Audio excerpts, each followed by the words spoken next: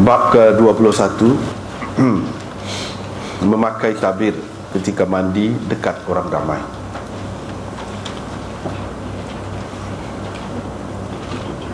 Imam Bukhari dengan sanadnya meriwayatkan daripada Aba Murrah, hamba bebasan Ummi Hani binti Abi Talib,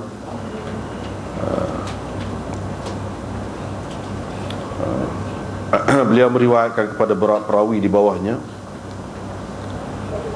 bahawa dia telah mendengar Ummu Hani binti Abi Talib berkata, aku pergi kepada Rasulullah sallallahu alaihi wasallam pada tahun pembukaan Mekah. Aku dapati beliau sedang mandi dengan ditabiri Fatimah. Baginda bertanya, siapa itu? Aku menjawab, saya Ummu Hani.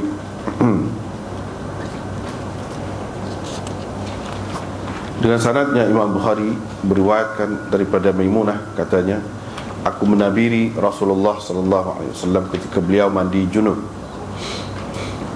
Beliau membasuh kedua-dua tangannya, kemudian menuangkan air dengan tangan kanan ke atas tangan kirinya, lalu dibasuhnya kemaluannya dan apa-apa yang mengenainya. Setelah itu baginda sallallahu alaihi wasallam menyapu tangannya di dinding atau di tanah, kemudian berwudu sebagaimana wudunya untuk bersembahyang kecuali kakinya. Selepas melakukan semua yang tersebut tadi, barulah beliau meratakan air ke seluruh badannya, dan akhir sekali baginda berganjak lalu membasuh kedua kakinya. Abu Awanah dan Ibnu Fudail telah menjadi mutabi' kepadanya dalam menyebutkan menyebutkan lafaz aku menabiri Rasulullah sallallahu alaihi wasallam. Bab ke-22, apabila wanita bermimpi bersetubuh.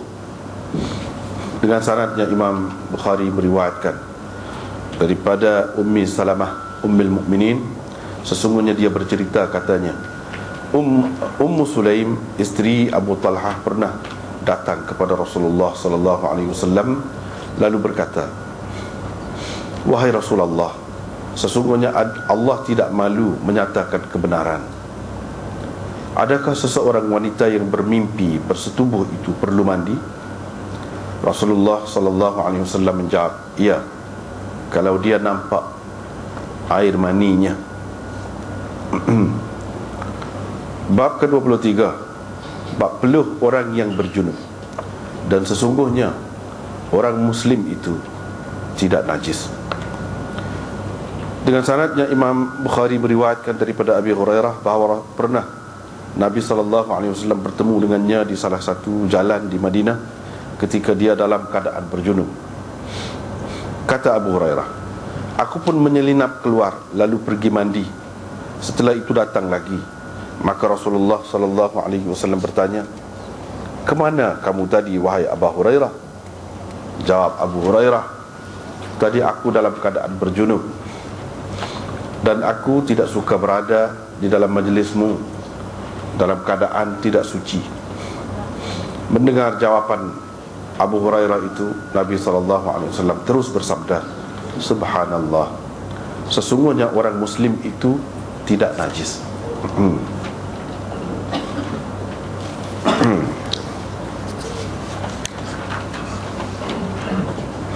Bab ke-21 memakai tabir ketika mandi dekat orang ramai ataupun dekat orang.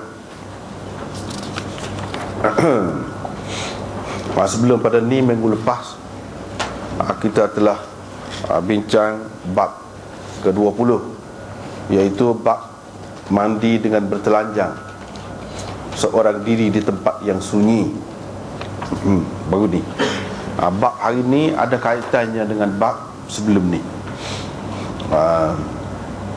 Imam Bukhari nak menjelaskan di sini, iaitu kalau sebelum ni kita sudah tahu, iaitu dalam keadaan kita mandi seorang diri di tempat yang sunyi, tidak ada orang yang dapat melihat kita ataupun tidak ada orang yang tengok kita, maka kita boleh mandi dengan bertelanjang pun boleh. Itu adalah harus. Dan keharusan itu Imam Bukhari buktikan dengan amalan dua orang Nabi.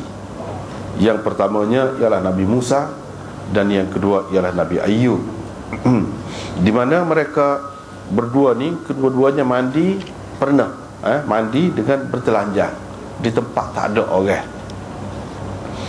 Sekarang ni Imam Bukhari nak cerita pula lagu mana kalau tempat orang ada. Tempat orang lalu lalang. Tempat orang boleh nampak kita. Ni bab ni pula. Dia buat bab ni. Ada kaitannya dengan bab sebelum ni. Tidaklah pula kata boleh mandi bertelanjang tu dalam semua keadaan, di semua tempat. Tidak. Dengan sebab itu baru ni pun kalau kita baca molek, dia sebut wahdahu, mandi dengan bertelanjang seorang diri, fil khalwah, di tempat sunyi. Di situ pun jelas dah kena kira, tapi dia nak suruh jelas lagi, jangan kita keliru dalam perkara ni. Kita bila mandi dekat orang, di hadapan orang. Jadi inda dalam bahasa Arab maksudnya dekat, depan orang kau ataupun dekat orang. Kira-kiranya orang boleh nampak lah. Orang boleh nampak. Maka kita kena pakai tabir.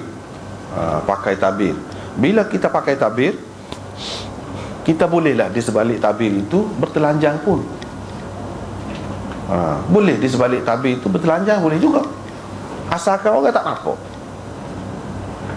Dekat pun dia tak nampak, boleh. Kalau kita di samping pakai tabir tu, kita pakai kain sahih pula, kita kata itu lagi molek. Lagi molek. Tapi kalau tak pakai kain sahih pun, sudah ada tabir itu pun sudah memadai. Sudah ada tabir itu pun sudah memadai. Apalagi kalau dinding batu, dinding kayu, dengan pintunya ada, boleh kunci, lagilah boleh. Untuk mandi telanjang tu lagilah boleh. Itu dia nak cerita. Telanjang juga, tapi telanjang di balik tabir. Hak sebelum pada ni telanjang terus, tak ada tabir-tabir, tak apa. Hak ni telanjang boleh juga, tapi di balik tabir. Kalau berdekatan ataupun ada orang bersama kita tu, ataupun tempat orang lalu-lalu, kita kena pakai tabir. Tak boleh kita mandi depan orang dalam keadaan bertelanjang. Tak boleh, itu haram, dosa. Tapi ada juga setengah-setengah tempat ni pelik juga dalam dunia ni.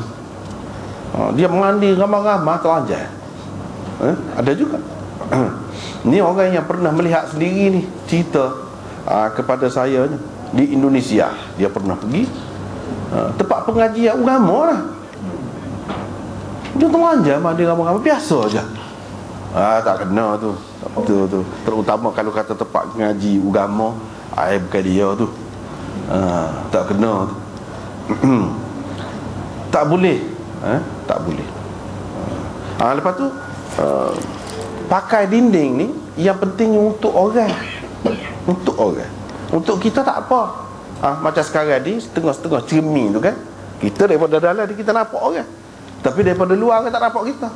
Nampak orang tu tak apa, kita nampak dia. Dia tu tak boleh nampak kita yang bertelanjang ni. Itu maksudnya. Dia tak boleh nampak kita. Supaya kalau orang buta, dia tak nampak kita. Dia buta, memang tak nampak sekiabuk dah, kita kata. Tak apa. Yang naknya orang tak nampak.